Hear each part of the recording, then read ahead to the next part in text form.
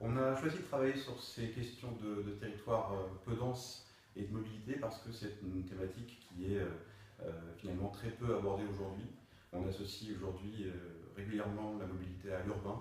Or, il y a beaucoup d'enjeux à prendre en compte sur les territoires peu denses, des enjeux environnementaux bien sûr, des enjeux économiques, surtout des enjeux sociaux, parce que ce sont des territoires sur lesquels on retrouve beaucoup de ménages vulnérables et sur lesquels pèse un budget mobilité non négligeable, notamment lié au fait que les ménages de ces territoires sont très dépendants à l'usage de la voiture pour leur déplacement quotidien. Partant de ce constat, on a réfléchi à différentes pistes pour améliorer la situation et on a notamment visé deux objectifs. Un premier qui concerne le vélo, un second qui concerne le développement du véhicule en partage. Dans les deux cas, des gisements importants sont à prendre en compte.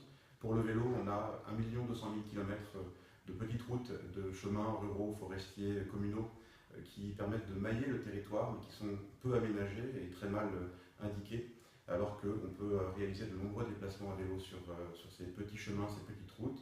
Et pour le véhicule en partage, on a entre 2 et 3 millions de ménages en France qui aujourd'hui pourraient être en demande d'une solution partagée de type covoiturage ou autopartage, mais pour lesquelles les solutions manquent puisqu'elles sont essentiellement développées en milieu urbain. Pour en savoir plus, je vous invite à aller lire la note que nous avons réalisée.